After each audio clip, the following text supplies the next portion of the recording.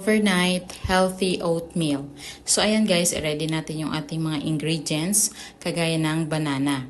So yung banana ay depende na po sa kung anong style or gusto nyong pagka-slice ng banana. So kaya na yung bahalang mag-decide. Tapos sa bowl, i-make sure natin na yung ingredients natin na oatmeal ay plain po siya. Maglagay lang kayo ng 3 to 4 tablespoon ng oatmeal. So, yung ginawa namin ay para po yan sa dalawang tao yung kakain yan. So, kailangan po plain yung ating mga ingredients. Pagkatapos po niyan, maglagay tayo ng yogurt. Kailangan yung yogurt natin ay plain din. Kahit na anong brand ng yogurt, pwede nyo pong gamitin as long as na plain ito. So, maganda to guys para sa mga nagbabawas ng timbang. Kailangan walang flavor yung ating yogurt na ilalagay. And then, lalagyan natin siya ngayon ng peanut butter. Kahit anong brand naman ng peanut ay pwede nyong gamitin.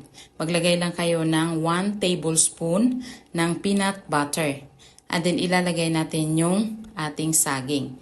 So, yung banana ay dalawa po kasi dalawa po, para po yan sa dalawa katao. So, kung ikaw lang na isa yung gagawa, isang saging lang yung ilalagay mo. And then, lagyan natin siya ng fresh milk. Yung fresh milk, kahit anong brand naman ay pwede nyong gamitin. At saka, halu-haluin natin ito para manuot yung milk doon sa ating oat.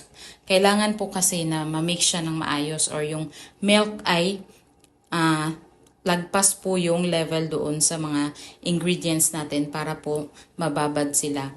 And then, i-make sure lang natin na naka-lock ng maayos yung ating paglalagyan ng mga container.